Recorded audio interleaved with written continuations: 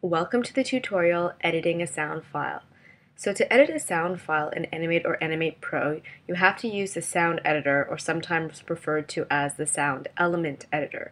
So you can bring up the sound editor in several ways. You can double click on a layer,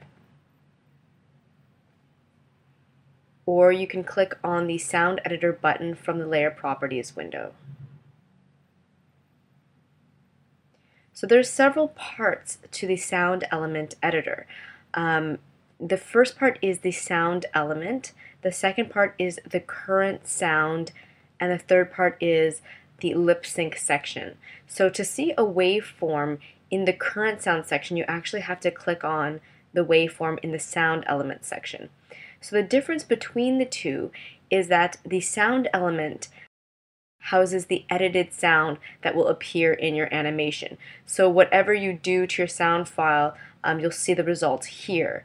The current sound is the actual complete sound file. So this is something to think about when you bring a sound file into Animate or Animate Pro. The fact that you can always see your complete sound file gives you a clue that the file carries around the complete sound file with it. So if it's a very heavy wave file, for example, even cutting it down in Animate or Animate Pro will not actually cut down the file size. So there are several things that you can do in the sound element editor. The first one being changing the start and end frames of a sound.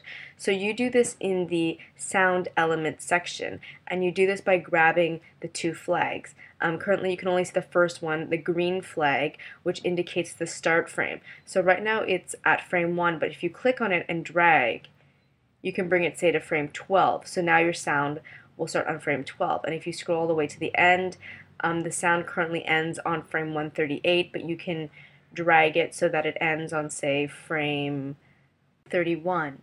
And then if we grab the sound element editor and drag it upwards, you can see that this sound file now begins at frame 12 and ends at frame 31.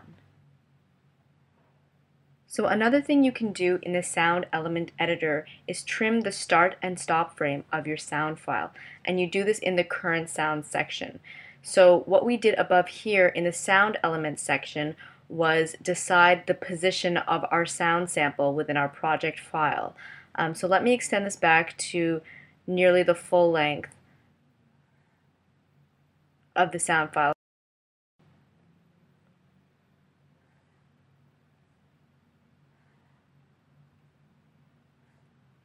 So something like that, and let's have it start at frame 1 again.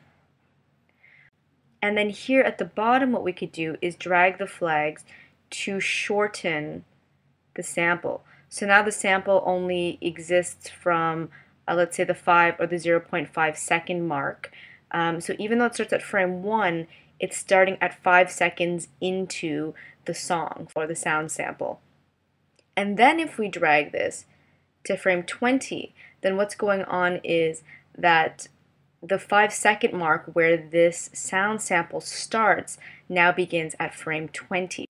And of course you can play your sound sample in both these windows, so you can listen to it in the sound element window by pressing play. And it ends where you see this sound wave stop right here, so around 48. And I might actually bring this to the end of the sound.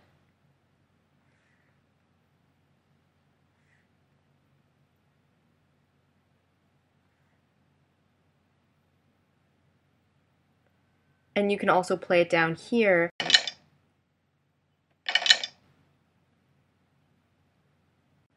And then of course if I drag this yellow flag, I can make the sound sample available from the source file much smaller.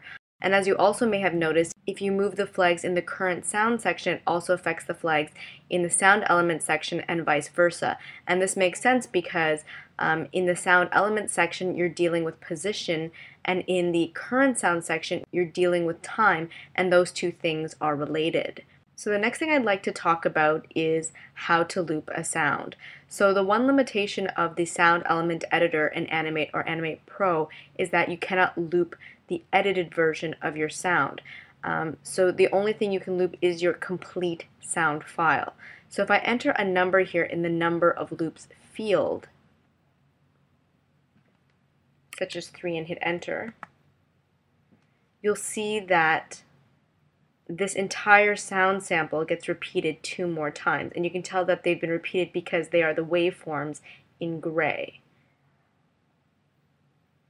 And you can always use the zooming here to zoom in to see your sound file in more detail, or zoom out once more.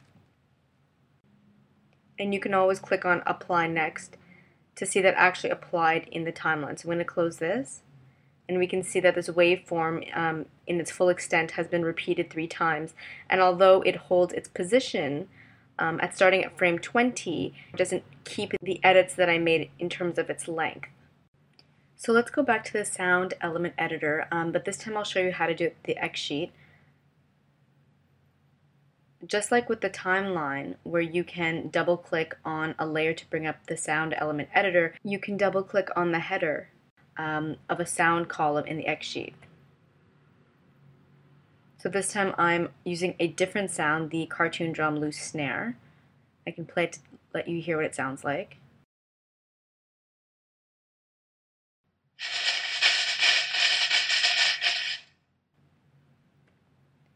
And my intention was to overlay this sound with the other sound to make this fighting cloud appear like it's a noisy fighting cloud with all sorts of things being thrown out and hitting the floor. So what I wanted to show you for this sound is how to mix the sound volume, as they call it, or add fade-ins or fade-outs to the sound envelope. So something that's a little strange is that you do that in the current sound window here, but in fact you're not affecting the original file in any way. You're really going to be adding that fade in and fade out to the sound sample that will appear in your project. Let me just bring this flag a little closer so we can work with a smaller sample.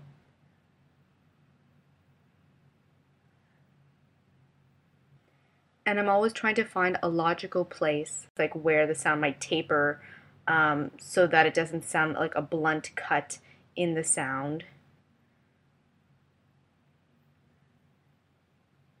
And you have to be careful because sometimes you're dragging the flag and sometimes you're dragging the entire sound down the timeline. Okay, so just something like that, for example. So we have something small to work with. So what I want to do is fade in to the sound and then fade out of it. So to do that, I don't know if you can see, there's a little white box attached to the blue line here for both of these 2 sound channels. And the reason that we see 2 sound channels is because this sound exists in stereo. So one is for the left ear and one is for the right ear. So whatever you do to one channel, you should usually do to the other channel. So by adding another keyframe or something that's similar to a keyframe, you just have to tap on the blue line and another white box appears. And what we're doing is that we're going to drag this down if we want there to be a fade in. It looks like I actually created our first 2 keyframes, so let me create 2 more. And now what we want to do is drag our first 2 keyframes down. And then obviously if we want a fade out, we'll place these keyframes in the opposite formation.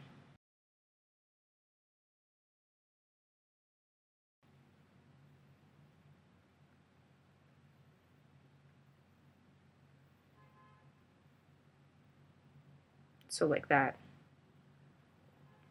And now if we play our sound sample loop,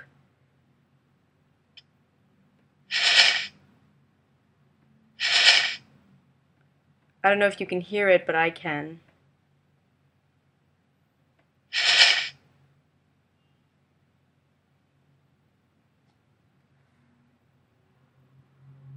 So it goes from low to high and then high to low. So that's how you would fade in or out a sound. So I'm going to close that without applying and then go back to the timeline. So what I really want to take a look at now is how you can move sound around in the timeline. So you don't necessarily have to have one sound sample per layer. These 2 sounds can exist on the same layer. So I can actually select a place on the timeline, hold down Shift, select the end of that sound sample, and then drag that piece down to a different layer. Okay, apparently unless they are looped. So looped sound clips cannot be dragged or copied. So I'm going to say okay. So what I'm going to do instead is use this one down here. Let me just undo that so that this reappears. And I'm going to take a part of this song and drag it up here instead. There we go. So you can see that it moves around. And something else that I wanted to mention is that these two fields here in the layer properties for the selected sound layer should not really have these arrows or be editable or writable because they're really just read only.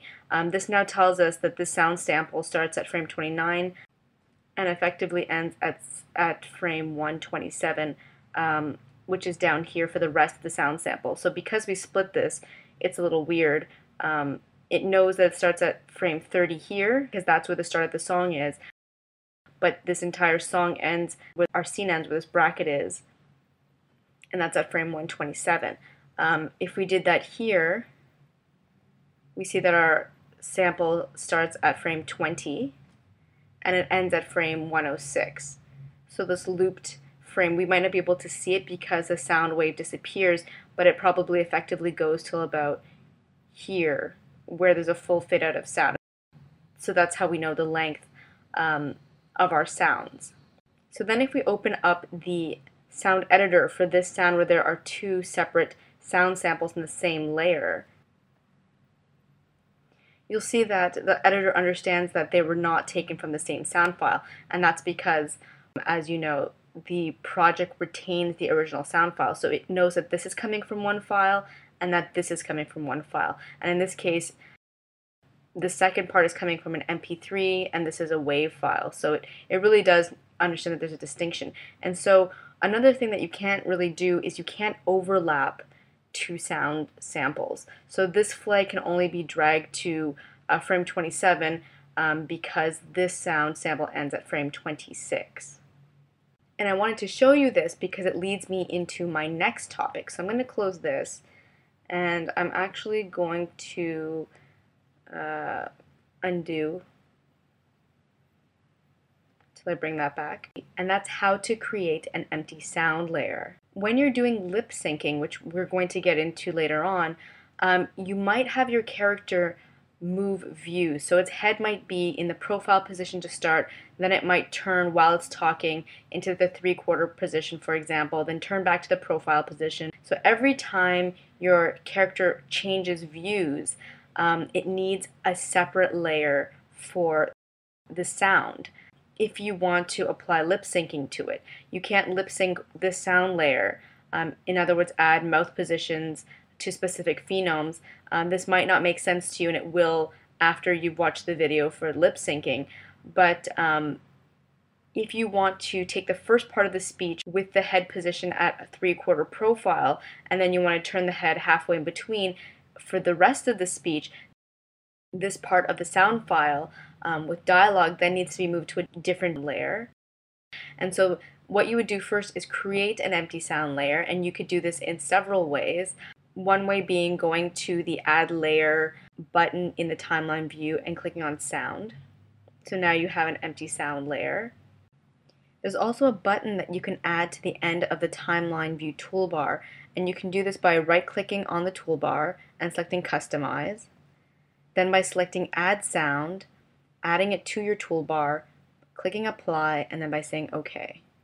So now you have this button that you can click to add another empty sound layer. And these empty sound layers also exist as columns in the Xsheet view. So they're the two here at the end.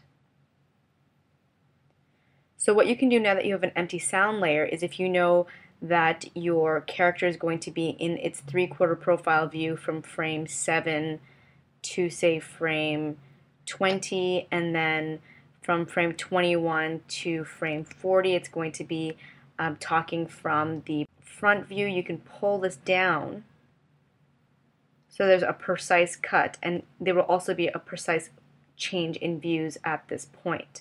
But before you do any of this, which I forgot to mention but you should definitely do, it's often a good idea to duplicate the original sound file. So let me just undo for a minute. And before I drag that piece down, what I would do is duplicate this file. And you can do that by right-clicking on it and selecting duplicate selected layers. And so one would be your safety, and the other one you would use to cut up between 2 or 3 sound layers, so maybe one for the front view, one for the profile view, and one for the 3/4 view, or however many different views you switch between. And of course, if your character's head moves back to the front view or back to a view that's already here, you can just drag those sections to the layer allotted for that view.